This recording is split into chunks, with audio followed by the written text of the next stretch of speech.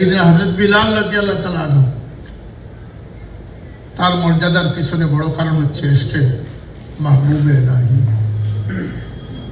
তাকে পাথরে শুয়ে দিয়ে নির্যাতনের পর নির্যাতন করে জিজ্ঞেস করা হতো যে তোমার কি সম্বিত ফিরে এসেছে? তিনি বলতেন আহাদ আহাদ, তোমরা যা কিছুই আমাকে করতে পারো, আমার প্রাণ যদি শতবারও তোমরা নিয়ে নিতে চাও, তবু আমি এক আল্লাহর সাক্ষ্য থেকে আমি বিচলিত হব না।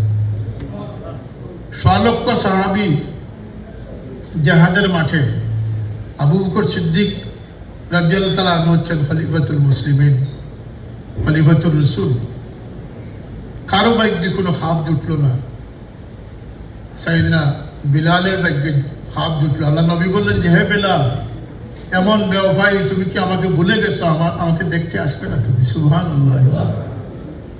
এই বিলাল সেই বিলাল। আল্লাহ নবী বলেন আমি কবর থেকে যখন উঠবো, আমার ডান থেকে আবু বকর, বাম থেকে ওমর, আমার পায়ের পিছন থেকে বিলাল উঠবেন।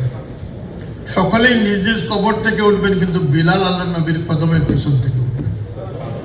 ময়দানে মাশরের লাল উটনির উপরে উঠে আজান দিবেন। সুবহানাল্লাহ।